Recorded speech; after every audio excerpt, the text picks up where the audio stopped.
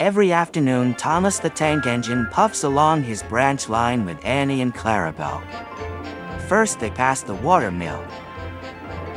Next, they come to a big farm. Then, they can see a bridge with a village nestled either side of it.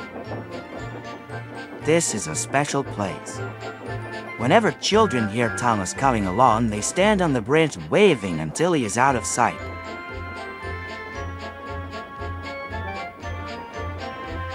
One day, Thomas was running late.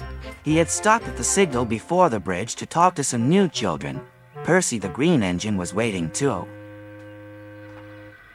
"Hurry up, Thomas," called Percy when the signal dropped. "If you're late, Sir Topham Hatt may get a new engine to replace you." He would never do that, thought Thomas, but he was worried. Next day, Thomas hurried along the line. Just ahead was the goods yard.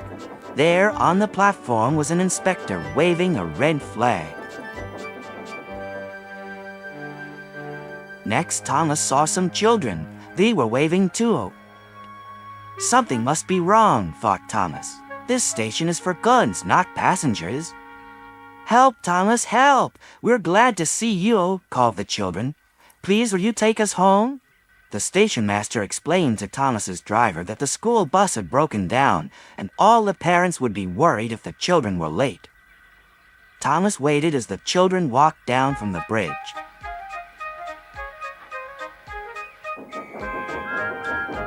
Then he took the children to the next station where Bertie was waiting to take them home. When Thomas finished his journey, he was very late.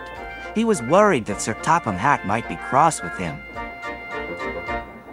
"I warned Thomas," puffed Percy to James.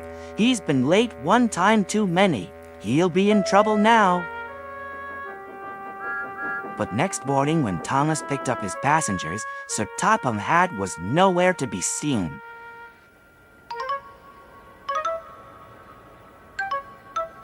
"Thank goodness," sighed Thomas.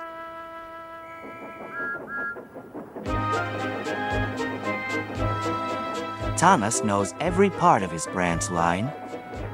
Just ahead was a stretch where the hot sun had bent the rails on the track.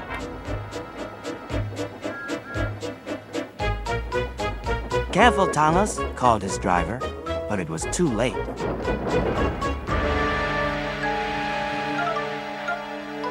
"That's done it," said his driver. "We shan't get any further today." "But what about my passengers?" asked Thomas. "Don't worry, they'll be looked after," replied his driver. While workmen repaired the line, Thomas had to shunt freight cars in the yard. Bertie came to see her. "I understand you need my help again." "Yes, Bertie," replied Thomas sadly. "I can't run without my rails." Bertie set off to collect Thomas's passengers.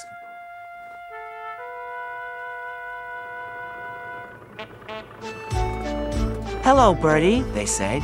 "We are glad you're here." Bertie drove along the road that runs by the railway. He stopped at each station along the line. Sometimes he stopped between stations to let people off closer to their homes. Thomas felt miserable. "I've lost my passengers to Bertie. They'll like him better than me." Sir Topham Hatt arrived. "Your branch line is repaired.